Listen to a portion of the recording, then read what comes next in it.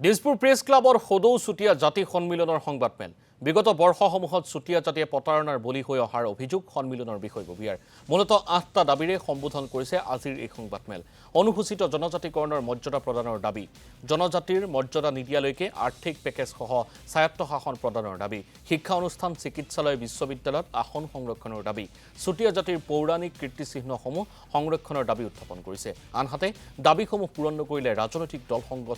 দল গঠনৰো সিদ্ধান্ত গ্ৰহণ কৰিব বুলি সংবাদ মাধ্যমক জনালে চুতীয়া জাতি সন্মিলনৰ বিষয়ববীয়ে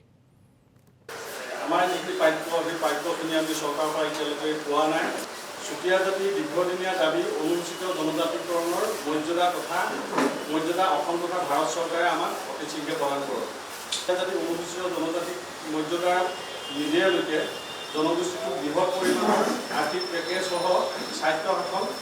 প্ৰদান কৰক বাৰে বাৰে তেওঁ প্ৰতিশ্ৰুতি প্ৰদান কৰে খুব সোনকালে আমাক জনজাতিকৰণ প্ৰদান কৰিম বুলি কয় কিন্তু মুখ্যমন্ত্ৰী বাস্তৱ ক্ষেত্ৰত যেনেধৰণে আমাক প্ৰতিশ্ৰুতি প্ৰদান কৰে তেনেধৰণে কিন্তু কাৰ্যকৰী নকৰে একচুৱেলি চুতীয়া জাতিয়ে জনজাতি মৰ্যাদা পাবৰ কাৰণে আন্দোলন কৰিবলগীয়া বিষয়ে নাই ভাৰত চৰকাৰ গেজেটত আছে গোটেই বিষয়বস্তু আছে গতিকে সেইখিনি হৈ থকাৰ পাছতো বাৰে বাৰে আমাৰ নিৰূপণৰ নাম দিলে নি পেলাই তেওঁলোকে